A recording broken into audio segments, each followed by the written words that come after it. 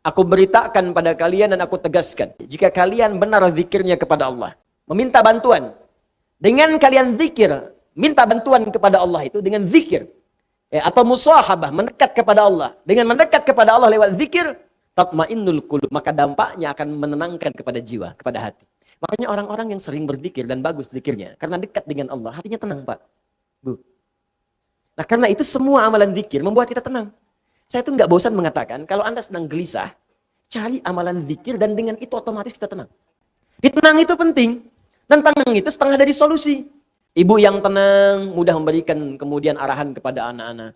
Suami yang tenang, mudah kemudian membimbing keluarga. Pemimpin yang tenang di perusahaannya, mudah mengatur kemudian arus perusahaannya, pekerjaan dan sebagainya. Guru yang tenang, mudah memunculkan inovasi dan ide-ide yang baik kemudian. Tenang. Itu penting. Jelas? Nah, orang yang sering zikir itu tenang.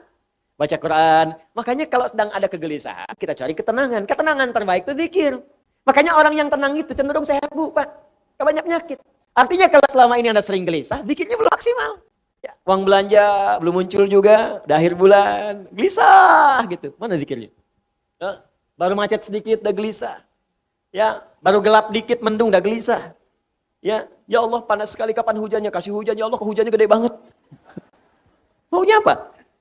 3, ini yang paling hebat. Yang jarang banyak orang ketahui.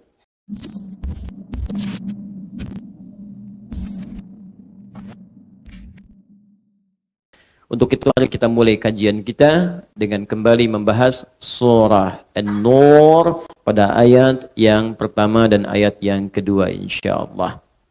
Bismillahirrahmanirrahim.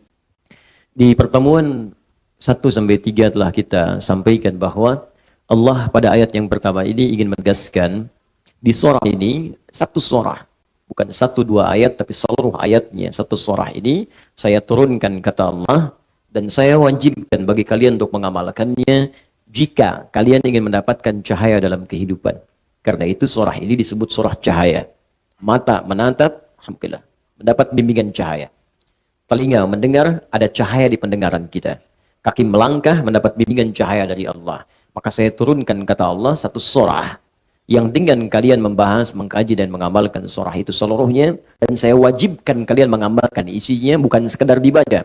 Kalaupun ada yang baca surah ini sampai khatam berkali-kali, ratusan kali, ribuan kali, tapi tidak mengamalkan isinya, maka besar kemungkinan dia tidak bisa mendapatkan cahaya yang dijanjikan. Lalu saya terangkan kata Allah, semua rumusan untuk mendapatkan cahaya itu dengan keterangan yang jelas, ayatim bayyinat. Keterangan-keterangan dariku, tanda-tanda dariku, petunjuk-petunjuk dariku, kata Allah dengan sangat jelas. Bayyinah itu, Bapak Ibu sekalian, kalau di dunia hukum, itu bukti yang sudah nyata, yang nggak bisa ditolak lagi. Lam yakunil ladzina kafaru min walal musyrikina munfakkina hatta bayyinah. Ya, orang-orang kafir itu, orang-orang musyrik itu, dari kalangan ahli kitab, ya, kata Allah, sulit mempercayai kamu Muhammad SAW sebelum datang kepada mereka bukti yang jelas. Karena itu pada Nabi Muhammad SAW oleh Allah diberikan tanda yang sangat jelas, yang mustahil bagi mereka untuk mengelak dari tanda-tanda itu. Di kitab mereka dituliskan seorang nabi akhir zaman punya tanda di pundaknya. Ya, begitu dilihat di pundaknya tandanya ada. Seorang nabi akhir zaman ketika berjalan dari sejak kecil akan ada awan teduh yang menaungi. Tandanya jelas kelihatan. Ya, seorang nabi akhir zaman akan punya tanda begini-begini, semua tandanya muncul semua. Dan itu diketahui oleh mereka. Tidak ada celah kemudian untuk mengelaknya. Seperti persis matahari terbit di timur, kemudian tenggelam di barat. Itu bayyinah. Kalau ada dalam Al-Quran sifat-sifat bayyinah, artinya semua yang diterangkan oleh Allah dengan sangat jelas, saking jelasnya, nggak ada celah bagi kita untuk mengelak. Kalau sampai yang sudah jelas pun masih mengelak juga, maka ini ada persoalan dalam jiwanya. Ya, saya mau tanya pada Bapak Ibu sekalian. Misal, saya mau contohkan. Ini apa? Tisu. Kalau saya katakan ini apa belum kelihatan, Anda bingung jawabnya wajar. Tapi kalau saya tunjukkan jelas dengan bendanya, sampai warnanya, belum yakin juga ini tisu, berarti ada masalah dalam pandangan Anda. Jelas ya? Tapi kalau Anda jelas melihatnya putih dan mengingkari ini tisu, maka masalahnya di hati Anda. Demikian nanti Allah terangkan di surah ini. Tentang bagaimana fungsi mata, tentang bagaimana menjaga diri dalam kehidupan, tentang manfaat mengerjakan ini, menjauhi ini. Dan dijelaskan semuanya. Teorinya dijelaskan, manfaatnya dijelaskan, contohnya dijelaskan. Makanya disebut di awal, saya jelaskan sejelas-jelasnya. Kalau masih belum jelas juga, ada masalah kemudian dengan cara dia memahaminya. Kalau sudah jelas gak diamalkan, ada masalah di hatinya. kalau sudah jelas kemudian nggak beriman juga, ini ada masalah dalam jiwanya. Pelan sampai sini, paham? Baik. Kemudian apa fungsi semua ini saya terangkan kata Allah dengan jelas. Dan saya menginginkan kalian punya cahaya dalam kehidupan. Apa di antara tujuan yang paling utamanya? La'allakum tadhakkarun. Supaya kalian mampu meningkatkan zikir kepada Allah subhanahu wa ta'ala. Bagian terakhir ini yang akan saya pertajam. Sebelumnya, saya terangkan sebagian saat di Al-Hikmah. Bapak Ibu sekalian, zikir adalah segala kegiatan atau aktivitas. Segala kegiatan atau aktivitas yang mampu mendekatkan diri kita dengan Allah subhanahu wa ta'ala. Yang mampu mendekatkan diri kita dengan Allah subhanahu wa ta'ala.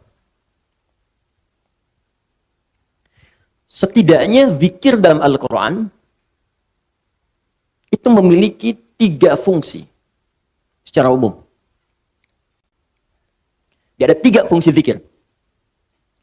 Secara umum ya. Pertama, mengenalkan dan mendekatkan seorang hamba dengan Allah subhanahu wa ta'ala. Mengenalkan dan mendekatkan seorang hamba dengan Allah subhanahu wa ta'ala. Sudah? Jadi, bagi yang belum mengenal Allah, belum beriman, maka dengan dia mengenal zikir, mendengar misalnya, atau melihat, atau memikirkan hal yang terkait dengan zikir, maka dia berpotensi akan mengenal Allah subhanahu wa ta'ala. Dengan mengenal itu, boleh jadi kemudian semakin dekat dia untuk mendapatkan hidayah. Contoh, saya berikan langsung misalnya, Allah perdengarkan zikir kepada semua kalangan manusia, dan zikir ini diperdengarkan 24 jam tanpa berhenti, semuka bumi. Jadi terus berputar. Apa diantaranya? Suara azan. Ya, azan. Azan itu bagi orang beriman panggilan untuk sholat. Terus, bagi yang belum beriman, itu pengenalan kepada Allah. Untuk diingatkan kembali bahwa dia punya Tuhan yang hak. Karena itu sholat dalam Al-Quran disebut dengan zikir. Ya, buka Quran surah ke-20 ayat 14. Ketika Allah menegaskan kemudian kepada Nabi Musa alaihissalam, kata Allah, innani anallah, la ilaha illa ana, fa'budni, wa aqimis salata li dzikri. Innani anallah, kata Allah Musa, saya Allah. La ilaha illa ana, tidak ada Tuhan yang layak disembah dan dipertuhankan kecuali saya. Anda silahkan bandingkan ya. Satu-satunya kitab suci di muka bumi yang mengatakan langsung saya Allah, sembah saya, hanya Al-Quran. Silahkan cek di kitab manapun. Anda temukan, adakah satu kitab yang mengatakan saya Tuhan, sembah saya? Silahkan cek. Hanya di Al-Quran tertulis, innani anallah. Di mushaf dituliskan, di Quran dibacakan. Innani anallah. Kata Allah, saya Allah. Dan kalimat yang menggunakan inna. Harfu tauqidin wa nasbin, tansibul isma wa tarfa'ul khabara, mabniun alal fathi la mahalla lahu minal i'rabi.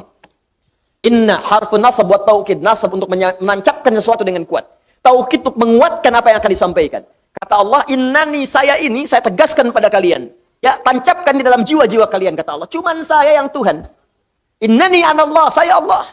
Quran surah ke-20 ayat 14. La ilaha illa ana, gak ada Tuhan kecuali saya. Fa'budni, sembah saya.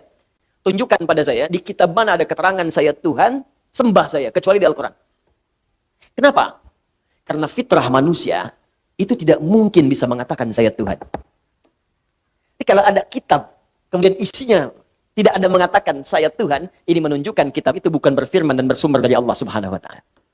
Karena hanya Allah yang mampu mengatakan saya Tuhan. Makanya satu-satu manusia yang pernah mengaku Tuhan, kemudian menyadari dan fitrahnya menolak. Kan satu-satunya Fir'aun tuh. Direkamkan dalam Al-Quran, ana rabbukumul a'la, saya Tuhan kalian yang paling gede. Ya, lalu ketika dia akan tenggelam, bukan ralat-ralat ya Allah. Ya, al-ana hasasul haq. Di surat Yusuf muncul nih, muncul kebenaran. Ya, ketika kemudian perempuan menggoda, muncul kebenaran. Sama juga Fir'aun ketika mau tenggelam, alan, sekarang nyadar kamu bukan Tuhan. Tuh. Di fitrah manusia itu nggak bisa mengaku Tuhan. Kalau mengaku yang setara-setara itu, setara itu ada nilai kemanusiaannya, mungkin Nabi, ada, banyak. Ngaku Nabi ada, karena sebagian sifat kenabian itu, sifat-sifat manusia, sifat kemanusiaan, fitrah. Makanya manusia ada di antara mereka mengaku Nabi, ada. Ya, kan banyak tuh. Sekarang pun ada Nabi baru lagi tuh. Allahu Akbar, tiap bulan tuh. Tiap bulan ada aja yang baru-baru. Ya. Anda bayangkan. Tapi mengaku Tuhan, nggak ada. Karena itu cuma di Al-Quran langsung yang menyebutkan. Ini menunjukkan Quran benar firman Allah. Kata Allah, saya Tuhan. Nggak ada Tuhan selain saya. Sembah saya. Bagaimana menyembahmu ya Allah? Fa'budni wa aqimis salat. Tunaikan salat lidzikri. Supaya engkau bisa kenal denganku. Zikir. Supaya engkau bisa dekat denganku.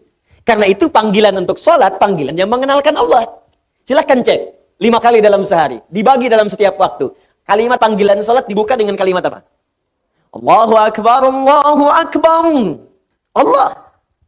Ini bagi yang belum pernah dengar Allah selama hidupnya, walaupun dia belum beriman, diperdengarkan. Allah, Allah, Allah. Setidaknya akan bertanya. Anak kecil yang hidup di lingkungan orang-orang yang belum beriman akan bertanya. Allah, apa itu Allah? Siapa itu Allah? Pagi baru bangun tidur diperdengarkan. Ya, bahkan yang belum bangun bisa diperdengarkan. Allahu Akbar, Allahu Akbar. Siang kedengaran lagi. Sore kedengaran lagi. Maghrib kedengaran. Mau tidur diperdengarkan lagi. Dari bangun tidur sampai tidur lagi diperdengarkan. Dan saya sering katakan, cuman lafaz adzan yang dikumandangkan di bumi yang tidak pernah berhenti. Karena itu jadwal sholat ketika disusun itu Anda terlihat ada perbedaan kan? Tanah Kusir dengan Pondok Indah beda mungkin sekian menit. Ini sekian menit, ini sekian menit, sekian menit. Mesir selesai adzan, Libya adzan. Libya selesai, Tunisia adzan. Tunisia selesai, Maroko adzan. Maroko selesai, Aljazair adzan. Nyebrang langsung dari Italia ke Spanyol ke Prancis terus. Di Indonesia pun begitu. Dari Sabang sampai Merauke 24 jam nggak pernah berhenti lafaz adzan. Jadi zikir, manfaat yang pertama bisa mengenalkan seseorang yang belum kenal Allah dengan Allah. Karena itu tidak sedikit orang mendengar adzan masuk Islam. Diperdengarkan. Anda bayangkan, ada orang dengan mata melihat tayangan. Ya, makanya bikin Bapak Ibu status-status yang baik. Di Facebook, tayangkan aja hadis, ayat, isi dengan dakwah. Boleh jadi apa yang kita tampilkan mungkin dilihat orang, dan kalau bukan dia mendekat kepada Allah, atau dia kemudian menjadi beriman kepada Allah. Yang sudah beriman semakin kuat imannya. Yang belum beriman begitu melihat status Anda, mari berbuat baik dalam kehidupan. Al-Quran surat sekian, ayat sekian. Mari kita berbuat jujur, hadis Nabi SAW. Teman Anda mungkin bukan semuanya Muslim. Begitu melihat ajaran Islam yang sesungguhnya, dia melihat, dia mengamati, tiba-tiba besoknya dia beli mushaf, dilihat, dikaji, dan memutuskan mengucapkan asyhadu an la ilaha illallah wa asyhadu anna Muhammadar Rasulullah. Karena status yang Anda tulis di media sosial itu. Maka ketika dia beramal selama hidupnya, Anda mendapatkan bagian dari semua pahala yang dia dapatkan. Cuma satu yang Anda tuliskan. Ini bikin status, Tanah Kusir macet ya. Apa yang didapatkan? Nggak ada yang dapat gitu kan. Ini zikir. Jadi bagi yang belum kenal, kenalkan. Bagi yang sudah kenal, maka zikir ini akan mampu mendekatkan pelakunya semakin dekat dengan Allah Subhanahu wa Ta'ala. Karena itu orang yang rajin sholat, semakin banyak sholat, semakin dekat dengan Allah. Nggak percaya silahkan Bu, Pak. Kalau yang masih sholatnya fardu saja, apalagi yang kerjanya, maaf ya, menyendiri, belum senang jamaah, itu perasaannya masih biasa. Beda dengan ketika Anda mulai memburu masjid untuk jamaah. Di rumah pun pengen jamaah. Beda ketika Anda mulai memburu salat sunnah, malam tahajud, siangnya duha dikerjakan, rawatib tak tinggal. Demi Allah saya katakan, demi Allah, wallahi, Anda akan mendapatkan kenikmatan iman dalam jiwa. Yang ketika tertinggal sunnah, Anda bisa gelisah. Itu tanda Anda sudah mulai semakin dekat dengan Allah Subhanahu wa Ta'ala. Contoh lain, Al-Quran disebut zikir. Quran surah ke-15 ayat 9. Inna nahnu nazzalna dzikra wa inna lahu lahafizun. Sungguh kami telah turunkan Al-Quran sebagai zikir. Anda kalau sedang baca Al-Quran, sedang zikir. Semakin meningkat levelnya, saya udah nggak mulai mau baca lagi, saya pengennya langsung menghafal. Baca, menghafal. Maka meningkat langsung. Tingkatnya dari yang cuma 1 naik langsung 4. Disebutkan di Quran surah 54 ayat 17, 22, 32, 40. 4 kali disebutkan dengan kalimat yang sama. Walaqad yassarnal Qur'ana lidzikri. Sungguh kami telah mudahkan Al-Quran untuk dihafalkan. Menghafal Al-Quran disebut dengan zikir. Karena itu, orang yang baru baca dengan yang telah menghafal, kedekatan dengan Allahnya beda. Nggak percaya silahkan cek. Anda yang baru baca, besoknya baca lagi, meningkat, baca lagi. Semakin banyak baca, semakin dekat dengan Allah. Yang menghafal lebih daripada itu. Tambah lagi, ngulang lagi, murajaah lagi, bangun tahajud, ulangi lagi. Semakin terasa perbedaannya. Doa, bagian dari zikir. Quran surah ke-7 ayat 205. Wadhkur rabbaka fi nafsika tadarruan wa khifatan wa dunal jahri minal qaul. Makanya ketika Anda sedang berdoa, bukankah semakin merasa dekat dengan Allah? Ya kan? Ada perasaan berbeda dalam hati kita kan? Nah, jadi yang pertama, fungsi zikir itu mampu mendekatkan diri kita dengan Allah Subhanahu wa taala. Kalau sudah dekat orang ini, maka akan terjadi dua hal dalam hidupnya. Fokus. Hal pertama, mudah mengerjakan perintah Allah, dan yang kedua, mudah meninggalkan larangan Allah Subhanahu wa taala. Satu, mudah mengerjakan perintah Allah Subhanahu wa taala. Dan yang kedua, mudah meninggalkan larangan Allah Subhanahu wa taala. Udah, sami'na wa ata'na saja. Kata Allah, salat, siap ya Allah. Puasa, siap ya Allah. Infak, siap ya Allah. Zakat, aku usaha supaya zakat ya Allah. Dia bekerja itu dapat kekayaan bukan supaya pengen kaya, supaya pengen zakat, Bu. Coba lihat, Pak. Perhatikan cara berpikirnya ya. Orang kalau sudah imannya tinggi, dengan Allahnya semakin dekat, jadi dia ingin meraih kedudukan dunia itu bukan untuk mendapatkan dunianya, untuk mendapatkan kedekatan ridha Allahnya. Di saat orang mencari dunia untuk menambah harta, saya pengen mobilnya diupdate dari Avanza jadi Ferrari, ya kan? Saya pengen kedudukan diupdate dari yang bawah di ke atas. Cuman untuk itu saja. Orang beriman tidak. Ya Allah, saya cari harta untuk supaya saya bisa zakat, saya bisa infak, saya bisa sedekah. Makanya ketika orang mengejar akhirat, dunianya ikut. Ya, mohon maaf Bapak Ibu, bukan berarti Anda zakat itu dilarang untuk membeli mobil-mobil yang bagus. Kalau bisa pakai, subuhan pakai Ferrari, duhur Lamborghini gitu kan. Enggak apa-apa, silakan. Enggak ada masalah. Tunjukkan bahwa dengan itu semua terupdate status Anda di hadapan Allah Subhanahu wa taala. Boleh. Beli Ferrari cuma buat dipakai panasin doang. Menjelang subuh, balapan sama taksi dibayar. Ngapain? Cuman dilihat, ya, pesen onder deal, bawa angkut pesawat, datang capek. Ya, udah. Kita kerjakan dengan baik, di akhirat dunia ikut. Paham? Jadi ini bagian yang pertama. Makanya update. Orang yang kemudian mudah dekat dengan Allah, kenapa berpikir? Supaya mudah kita menunaikan perintah Allah. Demikian ketika dilarang pun mudah kemudian meninggalkan. Makanya nanti di ayat ini ada ujian. Betul nggak kita mudah mengerjakan ini? Dan mudah meninggalkan yang dilarang? Kata Allah, jangan zina. Siap saya tinggalkan ya Allah. Jangan mencuri, nggak akan saya kerjakan ya Allah. Jangan gibah, nggak akan saya lakukan ya Allah. Kamu gibah ya? Tidak ya Allah. Tidak akan pernah saya kerjakan. Tidak seperti ibu itu tuh. Kalau tiap hari ya Allah gibah terus. Gibah itu namanya. Jangan sombong, tak akan saya lakukan ya Allah. Sami'na wa ata'na. Ya, jadi teman-teman sekalian, dalam dua konteks ini, orang-orang yang dekat dengan Allah Subhanahu wa taala, ya, ketika dia kemudian mendekat kepada Allah, dengar kalimat Allah, bagi yang belum beriman, boleh jadi bisa kemudian memutuskan untuk beriman. Dengan izin Allah kita berdoa, mudah-mudahan yang belum beriman diberikan kekuatan oleh Allah Subhanahu wa taala untuk mengucapkan syahadat. Jadi, maaf, semakin dekat dengan Allah, semakin mudah meninggalkan larangan. Jadi kalau pengertian terbaiknya begini, kalau Anda susah meninggalkan larangan Allah, berarti Anda belum dekat dengan Allah. Itu Pak. Bu, kata Allah jangan gosip, masih gosip, Anda belum dekat dengan Allah. Jangan berselisih, masih berselisih, Anda belum dekat dengan Allah. Jangan mencuri, masih mencuri. Jangan korupsi, masih korupsi. Jangan mencela, masih mencela. Jangan ribut, masih ribut. Berarti belum dekat dengan Allah. Sebab kalau sudah dekat dengan Allah itu mudah mengerjakan perintah, gampang meninggalkan larangan. Itu prinsipnya. Karena itu kata Allah, saya turunkan di satu surat. Satu ayat belum cukup, dua ayat. Dua ayat belum cukup, tiga ayat. Tiga ayat belum cukup, 4 ayat. Nih sekarang kalau 4 ayat belum cukup, saya turunkan satu surat. Suratun anzalna. Sesurat saya turunkan. Ujungnya la'allakum tadakkarun. Dengan satu surat ini kamu belajar supaya dekat dengan Allah. Jadi kalau saya sudah turunkan satu surat, belum dekat juga, kata Allah, perlu saya turunkan berapa surat lagi? Ya. Ini bagian pertama. Jadi kita evaluasi dulu sebelum kita lanjutkan. Bagian pertama tentang zikir dengan segala detail dan pengertiannya. Apakah sampai dengan pagi ini? Baik, perintah dan larangan itu sudah mudah kita kerjakan untuk perintah dan mudah kita tinggalkan untuk larangan. Kalau belum, berarti ada bagian zikir tertentu yang belum kita sempurnakan pelajarannya. 2. Zikir bermanfaat bisa melahirkan ketenangan yang dalam pada jiwa. Membuat hati lebih tenang. Dalilnya ada di Quran surah ke-13, Ar-Ra'd ayat ke-28. Di pertengahannya. Ala bi dzikrillahi tatma'innul qulub. Ala harful ihbari wat taukidi. Harful ikhbari wat taukidi. Huruf yang digunakan untuk menyampaikan informasi dan menguatkan apa yang akan disampaikan itu. Ala, demikian cara menerjemahkannya. Aku beritakan pada kalian dan aku tegaskan. Bidzikrillahi, jika kalian benar zikirnya kepada Allah. Dengan berzikir yang benar itu, karena ba itu di sini bisa berfungsi sebagai isti'anah, bisa musahabah, bisa ilsaq, bisa juga Bapak Ibu sekalian, hati-hati taukid. Taukid. Kata Allah, saya tegaskan, ya isti'anah, meminta bantuan. Dengan kalian zikir, minta bantuan kepada Allah itu dengan zikir.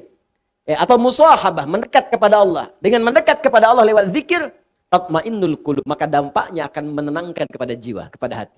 Makanya orang-orang yang sering berzikir dan bagus zikirnya, karena dekat dengan Allah, hatinya tenang, Pak. Bu. Nah, karena itu semua amalan zikir membuat kita tenang. Saya tuh nggak bosan mengatakan, kalau Anda sedang gelisah, cari amalan zikir dan dengan itu otomatis kita tenang. Kalau sedang punya masalah, lebih baik kerjakan amalan zikir. Minimal hati tenang walaupun solusi belum datang. Masih ingat tadi? Jenis-jenis zikir. Satu apa? Salat. Kedua, berdoa. Ketiga, baca Al-Quran. Kan? Coba deh, ibu, bapak punya persoalan. Pilih satu di antara tiga ini. Ketika sedang punya masalah, ambil wudhu. Menghadap ke arah kiblat. Salat 2 rakaat. Silakan salat. Salat wudhu kah? Ke masjid, tahiyatul masjid. Ke salat aja dulu. Begitu Anda salat, demi Allah saya katakan.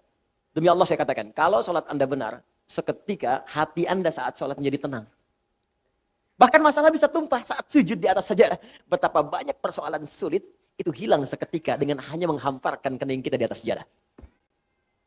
Tapi banyak persoalan yang kecil menjadi besar. Karena dipersulit dengan adu argumentasi yang tak berujung. Kan Papa katakan begini, Ma. Iya, Mama kan sudah ingatkan juga. Tapi kan Papa begini. Kapan selesai? Ada orang yang cuma bangun takbir Allahu Akbar, kemudian sujud. Dia tekankan keningnya di sajadah itu. Dia curahkan perasaannya, mengalir air matanya. Begitu salam, assalamualaikum, pasrah jiwanya, tenang hatinya. Walaupun solusi belum datang, tapi ketenangan itu sudah ada. Dan ketenangan itu setengah dari solusi. Makanya orang tidak ingin kehilangan ketenangan. Orang lebih baik berkurang dunia dibandingkan hilang ketenangan. Cek kalau nggak percaya, cek ya. Anda pilih mana? Kaya tapi gelisah atau miskin tapi tenang. Jangan pilih yang ketiga. Kaya tapi gelisah atau miskin tapi tenang. Pilih.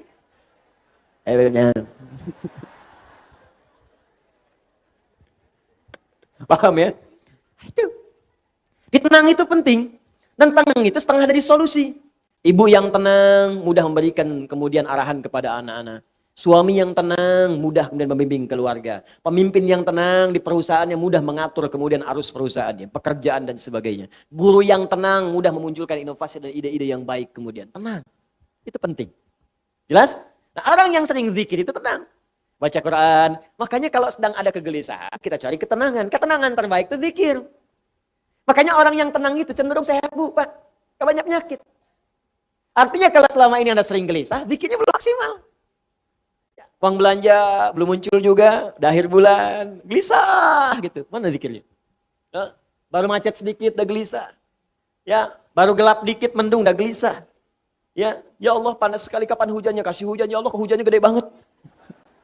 Maunya apa? 3, ini yang paling hebat. Ini yang jarang banyak orang ketahui. 3, berzikir kepada Allah. Bisa meningkatkan kecerdasan dan menambah pengetahuan. Bisa meningkatkan kecerdasan dan menambah pengetahuan. Bahkan dalam konteks ini, Allah langsung memberikan gambaran ahli zikir itu bersamaan dengan ahli fikir. Jadi mustahil ada orang berzikir yang dia tumpul cara berfikirnya. Mustahil. Kata Allah, ahli zikir itu pasti pikirannya tajam. Inovasinya tinggi. Kuat dia. Karena itu di Quran surah ketiga Ali Imran ayat 190 sampai 191 disandingkan bagaimana kekuatan ahli zikir yang meningkat kecerdasannya itu berlipat-lipat. Inna fi khalqis samawati wal ardi wa ikhtilafil laili wan nahari la ayatin li ulil albab. Siapa ulul albab di situ? Alladzina yadhkurunallaha qiyaman wa qu'udan wa 'ala junubihim. Belum berhenti, setelah itu wa yatafakkaruna. Kemudian fi khalqis samawati wal rabbana ma khalaqta hadza batila. Perhatikan, pertama disebut ulul albab, yang kedua disebut sering berpikir, berinovasi, merenungkan, kontemplasi. Siapa itu ulul albab? Bapak Ibu tahu kelapa enggak? Kelapa. Jangan katakan wallahu alam, kelapa. Kelapa. Tahu buahnya? Buah kelapa. Baik. Buah kelapa itu kan ada kulit yang kasar yang keluar kan? Baik ya? Baik. Kemudian kalau dibuka serabutnya, serabut dibuka, ada apa dalamnya? Baik. Batoknya masih keras kan? Baik. Kalau batoknya dibuka lagi ada apanya? Dagingnya kan? Buahnya itu sama kulitnya tadi Bu ya. Jadi kalau ibu ada buahnya berarti keluar lagi dari awal ya. Ada dagingnya, ya kan? Begitu dibuka udah batok, kok kulit lagi? Maaf ya, maaf. Saya agak detil kalau ke situ. Dibuka ada apa ya tadi? Dagingnya. Begitu dagingnya kemudian mau dimakan, di dalam daging itu ada apa lagi? Air. Nah, di dalam air itu ada apa lagi? Panas. Bukan. Ada bagian yang lembut, yang putih itu. Tahu? Nah, itu yang disebut lub dalam bahasa Arab. Lubut. Jamaknya albab. Lub itu yang paling dalam dari sesuatu.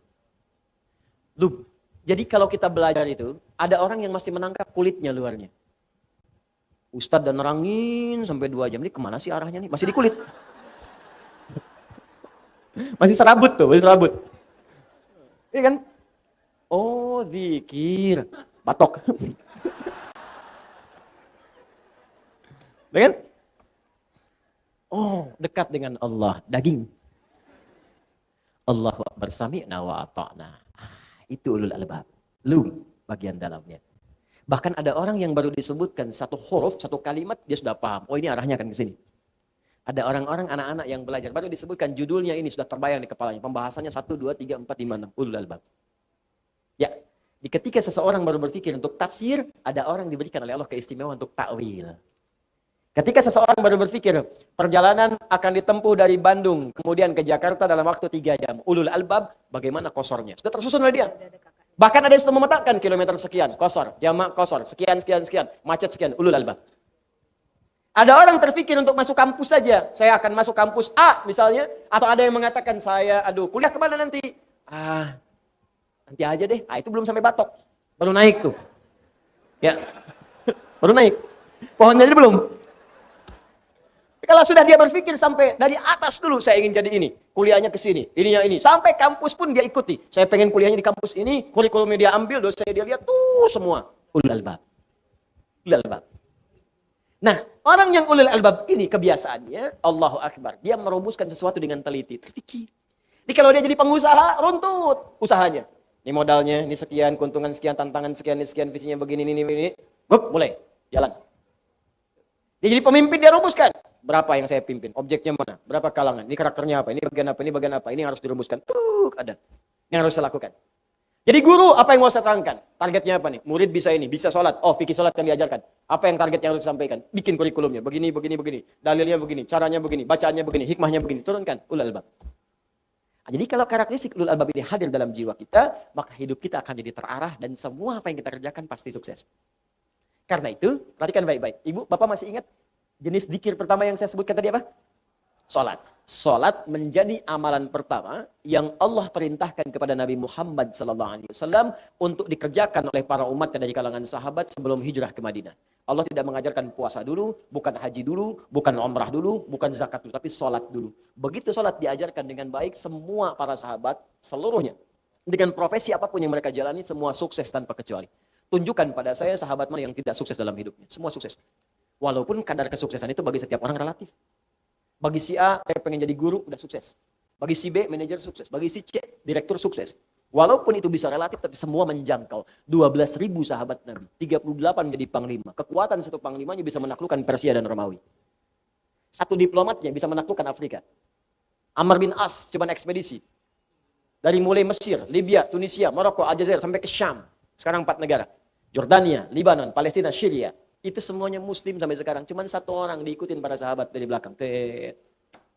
Satu orang ikut ketika hijrah kemudian ke Ethiopia, ke Habasyah. Sekelompok sahabat Nabi dipimpin Ja'far ya, bin Abi Thalib. Kemudian sebagian ada yang ikut satu orang saat ekspedisi ke Cina. Ya, singgah kemudian di Baros, 414 km dari kota Medan. Singgah di situ. Singgah saja Islam senusantara. Kemudian jadi Indonesia, Malaysia, Brunei Darussalam, Filipina Selatan, Thailand Selatan, Rakhine, sukunya Rakhine sampai sekarang. Bukan karena keislamannya, karena Allah jaga dengan nilai Islam itu. Yang paling penting itu kok bisa ada yang sukses, tenang hatinya. Tidak, berislam itu sukses. Berislam itu tenang. Islam itu solusi. Islam itu inovasi. Jadi kalau Anda sudah masuk Islam, belum sukses, belum tenang, belum bisa berinovasi, ada yang belum sempurna kita pelajari. Itu poinnya.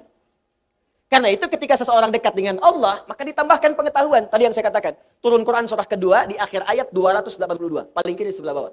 Wattaqullah wa yu'allimukumullah. Semakin kau tingkatkan takwamu kepada Allah, semakin aku tambahkan pengetahuan kepadamu. Demi Allah saya katakan, perhatikan oleh Anda biografi orang-orang dulu di masa yang lalu. Orang-orang hebat.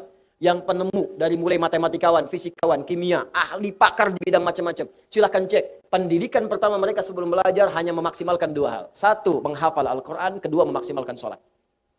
Ajarkan anak Anda sholat dengan baik, hafalkan Quran. Begitu mulai dikerjakan dekat dengan Allah, akan mudah membuka potensi ilmu manapun yang akan dipelajari. Jadi muslim itu jangan terbatas kemudian hafal Quran, tahu hadis, amalkan. Di Quran itu ada dorongan untuk menjadi ahli-ahli di bidang-bidang tertentu. Di hadis ada dorongan jadi ahli kimia, ahli fisika, ahli matematika, ada. Ayo berkembang. Dan saya merindukan ada dokter hafal Quran. Ya kan? Tentara hafal Quran, polisi hafal Quran. Ya insya Allah presiden hafal Quran, gubernur hafal Quran. Ya semua insya Allah. Diamalkan dalam kehidupan. Insya Allah, demi Allah, tidak ada orang Islam memegang posisi tertentu dalam hidup kecuali memberi maslahat, termasuk pada non-muslim yang hadir di sekitarnya. Jadi kalau ada orang Islam tidak memberi maslahat atau mengganggu bahkan kepentingan non-muslim, berarti ada yang kurang tepat dengan keislamannya. Orang yang dekat dengan Allah, zikirnya kuat kepada Allah, maka yang pertama akan ada ketenangan dalam jiwanya. Yang kedua, semakin kenal dan dekat dengan Allah.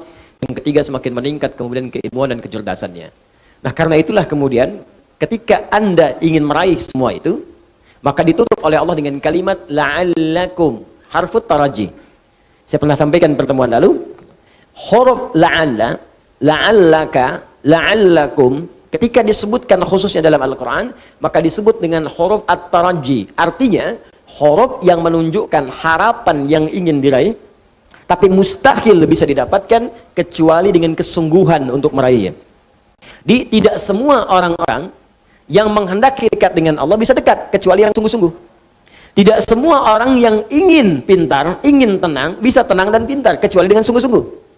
Karena itu kata Allah, sebelum saya tutup ayat yang pertama ini, kata Allah, saya turunkan satu surah, yang dengan satu surah itu, saya terangkan dengan sejelas-jelasnya.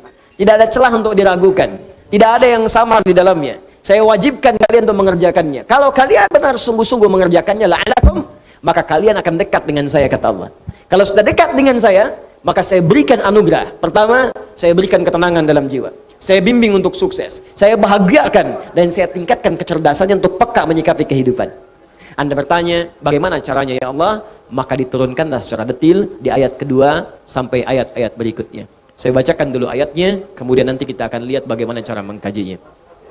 Az-zaniyatu waz-zani fajlidu kulla wahidin minhuma mi'ata jaldah wa la ta'khudhukum bihima ra'fatun fi dinillah in kuntum tu'minuna billahi wal yawmil akhir wal yashhad 'adzabahuma ta'ifatun minal mu'minin. Ayat yang kedua saya bacakan cepat dulu, fokus baik-baik Bapak Ibu sekalian.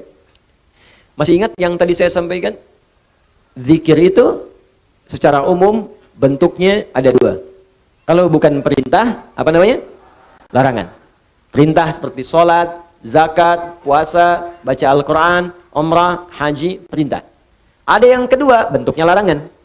Nah, di ayat yang kedua ini, kita diajarkan oleh Allah, zikir dalam bentuk meninggalkan larangan-larangan Allah Subhanahu wa Ta'ala.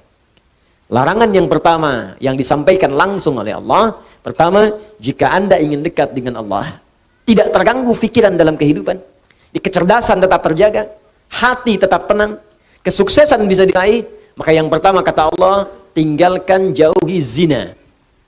Saya ulang, tinggalkan jauhi apa? Zina. Larangan yang pertama, larangan untuk menjauhi dan meninggalkan dan atau meninggalkan zina.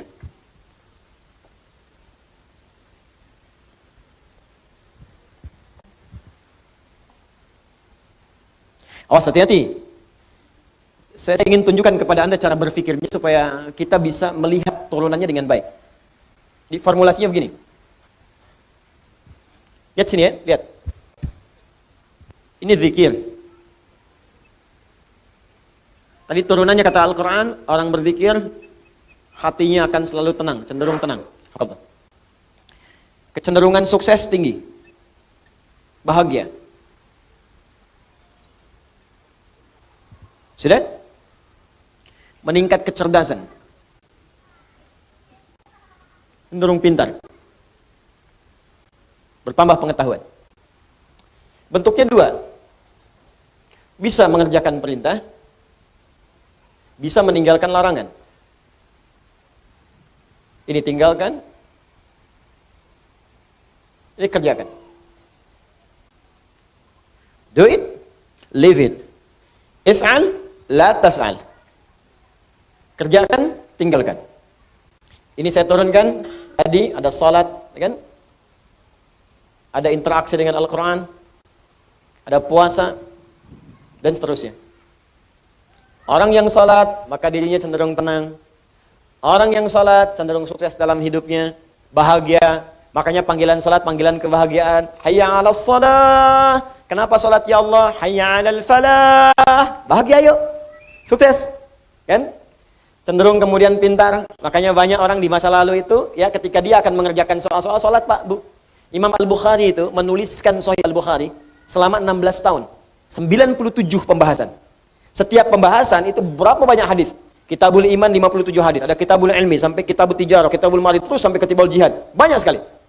Ya, itu setiap menuliskan satu hadis salat 2 rakaat. Dituliskan pertama di Masjid Al-Haram, disempurnakan di Masjid Nabawi, 16 tahun. Semua ulama-ulama kita itu mustahil mereka bisa menulis kitab, merumuskan sesuatu, inovasi, penemuan baru, kecuali pasti rahasianya ini. Salat Al-Quran, salat Al-Quran. Ada orang mengkaji Al-Quran, tiba-tiba menemukan penemuan. Ya, Ibnu Firnas baca surah Al-Mulk ayat 19.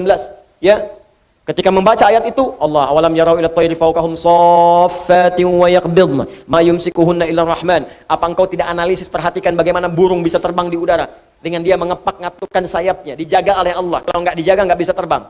Maka dilihat Allah berkehendak bisa terbang. Karena apa? Kepak-katup sayap, dilihat, dianalisis, bikin modifikasi sayap burung terbang naik ke atas bukit sampai bisa terbang 20 meter. Ngelihat ke bawah, jatuh, meninggal. Nah, betul, ketika meninggal dan meninggalkan karya yang kelak itu jadi prototipe pesawat terbang di kemudian hari. Ya, ada lagi Jabir bin Hayyan baca Al-Hadid, Quran surah 57 ayat 25 sampai 26. Wa anzalnal hadid, kami turunkan besi dari langit. Besi bisa turun dari langit. Dilihat apa itu besi. Dicari besi. Sekarang terbukti meteor ada yang bahannya dari besi. Ya, turun dari langit. Waktu itu bingung, apa ini besi? Apa sih besi itu menarik? Dibawa ke labnya besi. Dianalisis, dikeluarkan sampai ke atom terkecil ya. Dianalisis sampai sumber-sumbernya. Sampai sekarang nomor atom besi itu terambil dari Al-Quran. Nomor atom besi Fe verum, F besar E kecil. Nomor atomnya 26. Ya, setiap atom itu punya isotop untuk menjaga stabilitas atom. Saya dulu belajar kimia. Ya. Nomor 55, 56, 57, 58. Ada 4 isotopnya. Yang paling stabil isotop nomor 57. Surah 57 ayat 25 sampai 26. Itu ada sejarahnya. Bukan John Dalton yang pertama kali menemukan atom. Jabir bin Hayyan. Ya, saya baca, kalau lagi kosong-kosong saya pergi ke toko buku. Saya beli tuh buku kimia, buku fisika, matematika, latihan, lihat-lihat. Nggak tahu nanya. Buka YouTube, lihat, belajar. Saya baca, Pak. Ada anak mahasiswa datang, kamu dari mana? Kedokteran, Ustaz. Mau belajar apa? Ini, kamu bawa modul kamu kedokteran semua ke sini. Terangkan pada saya baru ajarkan pada kamu pengetahuan yang kamu inginkan. Jadi saya senang belajar. Baca. Dan ketika kita pelajari, ternyata semua relasinya dengan Islam itu tinggi. Ya, saya sering bahas, fisika juga banyak kaitannya. Fisika itu paling banyak. Karena fisika itu kaitan dengan metafisik. Metafisik paling tinggi itu ya belajar agama. Agama itu ya Islam. Makanya ketika orang belajar fisikanya benar, itu pendekatan ke Allahnya tinggi. Ya, dari bab pertama aja, bab gaya kan di fisika pertama kan.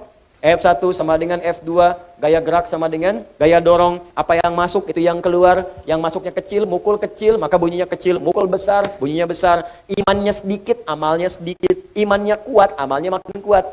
Ya. Hukum gayanya, gaya berbanding lurus dengan tekanan, F berbanding lurus dengan P. Ketika orang ingin bergaya menunaikan ibadah, tidak akan luput dari tekanan. Ada hambatan. Apa di antara hambatannya? Banyak. Ada hambatan pribadi, hambatan di tengah. Mau berangkat ke masjid tiba-tiba hujan. Bagaimana mengatasinya? Rumusnya turunkan. Mau ke masjid hukum jamak qashar, E sama dengan V dikali T. Jarak, ya, kecepatan dikalikan dengan waktu. Ya, mencari kecepatan S sama dengan S dibagi T, V sama dengan S dibagi T. Jadi ketika kita mau ngukur ke Bandung, kecepatannya berapa supaya nggak dikosor? Nyampe. Makanya kalau mau ke Semarang pakai pesawat karena kecepatannya tinggi, waktunya semakin cepat. Ya, berangkat kemudian jam 11, nyampe jam 12, zuhur aja belum. Apa yang mau dikosor? Jelas kan? Ini kita belajar tuh begini, ditarik ke akhlak, nyambung. Akhlak, F, gaya berbanding lurus dengan tekanan, hukum Pascalnya. Gaya berbanding lurus dengan tekanan, semakin banyak gaya, semakin tertekan. Akhlak. Banyak pokoknya. Oh, pokoknya indah deh, kalau belajarnya benar tuh enak. Di fisika tuh nggak berhenti di kampus, di kuliah, dibawa ke masjid, masih diterapkan fisika. Ya, hukum hambatan, gaya Ohm, macam-macam. Enak pokoknya kelihatannya. Di Thomas Alva Edison itu kalau baca surat An-Nur aja, ayat 35, udah selesai tuh, nggak akan sampai 1000 kali bikin bohlam.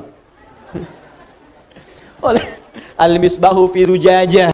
Ya, kalau mau terang itu mesti ada zujajah, ada kaca. Nggak bisa begitu aja, bisa meletus, bisa hancur terus-terusan. Itu kan dia yang ke 1000 itu bikin kaca pelapis jadi bohlam. Baca satu ayat selesai. Itu. Kenapa jadi ke sini? Ini perintah. Ada yang kedua, sifatnya berbentuk larangan. Apa namanya? Larangan. Ini tenang, ini sukses, ini bahagia. Jadi ada yang sifatnya larangan. Pertama kata Allah, tinggalkan zina. Di surah Cahaya.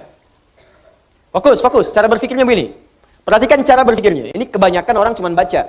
Tapi formulasinya nggak dipahami.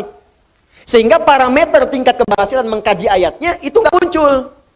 Cuma jadi pengetahuan tersimpan di pikiran kita, amalnya nggak ada. Di bacaan Nur, zina masih terus saja dikerjakan.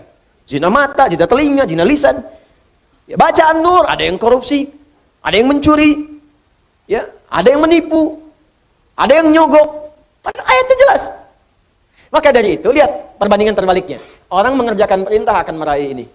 Orang meninggalkan larangan, maka ini akan cenderung terjaga. Hatinya tenang, kesuksesan mudah didapat, kebahagiaan mudah diraih. Ketika yang dilarang dikerjakan, maka akan berdampak kepada jaminan yang tadi disebutkan. Zina, ketika zina dikerjakan, maka cenderung membuat hati tidak tenang. Makanya orang yang berzina nggak pernah tenang. Makanya zina dalam bahasa Arab, secara bahasa, az-zina. Zina fil lughati asy-syu'uru bid-dhiq. Makna zina secara bahasa yang pertama adalah perasaan yang sempit dalam jiwa. Zina itu bisa ditulis dengan dua cara. Begini, zai, kemudian nun, alifnya ke atas. Ini bahasa orang Najdiyin, zina. Ada bahasa orang Hijaz, zai, kemudian nun, alifnya ke bawah begini, zina. Bisa ditulis dengan dua cara. Ini alif yang tadi saya sebutkan, alif. Bisa begini, tegak, bisa begini, ke bawah. Az-zina fil lughati lahu ma'anin katsirah wa minha asy-syu'ur bid-dhiq. Zina secara bahasa memiliki banyak arti. Di antara makna yang paling populer yang pertama adalah perasaan yang sempit di dalam hati. Makanya orang yang berusaha untuk berzina, awas hati-hati, melanggar ketentuan Allah, kata Allah tinggalkan dia kerjakan. Itu pertama akan menyebabkan hatinya terasa sempit. Sering gelisah. Makanya jangankan mengerjakan yang secara istilah, benar-benar dikerjakan hubungan seksual. Baru mau mukaddimah saja, mata mau melihat gambar-gambar yang kotor, itu karena hatinya sempit, gelisah, gak mau ketahuan orang. Ya, sembunyi-sembunyi bawah meja, ya, masuk ke kamar sendirian, gak mau orang lihat. Kenapa? Karena sempit. Tuh, ketenangannya hilang. Orang tenang itu kan cenderung gelisah. Orang yang tidak tenang cenderung gelisah. Ya kalau orang tenang tuh biasa aja. Lagi baca handphone, mau lihat, gak apa-apa, silakan. Ya, berkata-kata dengar, gak ada masalah. Tapi ketika ada orang berbuat hal yang dilarang tadi, berkata-kata gak mau kedengaran orang. Makanya transaksinya tertutup. Pakai kode-kode. Ya, di mana roti bisa ditemukan? Roti. Hah? Kijang satu. Kijang. Hewan yang disalahkan. Cek. Makanya kata-katanya cenderung diarahkan kepada yang lain. Kupu-kupu malam, kupu-kupu. Tuh. Buaya darat, buaya aja nggak ada yang begitu. Ya, coba lihat kehidupan buaya. Iya, ada buaya yang berzina. Ya, buaya emang hidupnya begitu. Ya, yang bayangkan. Jadi saya mau katakan, orang yang melanggar ketentuan ini pasti hatinya gelisah. Awas, suami yang mencoba, pria yang mencoba kemudian bergaul di luar hal yang dibenarkan dan mencoba untuk berzina, pasti akan gelisah hidupnya. Puncaknya apa? Kesuksesan akan berpengaruh. Betapa banyak karir hancur gara-gara kemudian perbuatan ini. Ya, betapa banyak kebahagiaan hilang, hancur rumah tangga, berpisah kemudian, anak-anak kemudian menjadi terlantar. Makanya mikir dulu, kalau ada orang sudah berumah tangga, ada anak, berpikir untuk berbuat yang ini, mikir anak-anak Anda, kasihan. Anda tega kemudian dia diolok-olok di sekolahnya, bapak kamu pezina ya? Ibu kamu selingkuh ya? Itu anak Anda mau berbicara seperti apa? Dia masih kecil. Butuh perhatian yang dalam. Makanya orang yang berbuat hal yang seperti ini, pasti pertama akan terganggu kemudian ketenangan jiwanya. Kesuksesannya akan berpengaruh. Kebahagiaannya akan sirna. Dan yang paling dahsyat adalah, biasanya, ini akan fatal, berpengaruh kepada kecerdasan dan yang lainnya. Ya, bisa kecerdasan kepada otaknya, intelektual, bisa kecerdasan pada emosinya. Banyak kok Ustadz, orang yang zina pintar otaknya, tapi emosinya tidak ada. Untuk apa pintar otaknya kemudian emosi tidak terkendali? Banyak orang tak mampu mengendalikan emosinya sehingga kepintarannya menghasilkan mafsadat yang lebih luas lagi. Pintar bikin senjata digunakan untuk bunuh orang. Pintar pakai teknologi digunakan untuk menipu orang lain, merusak dan sebagainya. Maka apa manfaat dari kepintarannya? Tidak ada. Ya. Nah, sekarang pertanyaannya, apa yang dimaksud dengan zina secara istilah? Ada berapa jenis zina? Bagaimana kita bisa menjauhi zina kalau tidak tahu jenis-jenisnya? Itu kita akan bahas insya Allah di pertemuan berikutnya.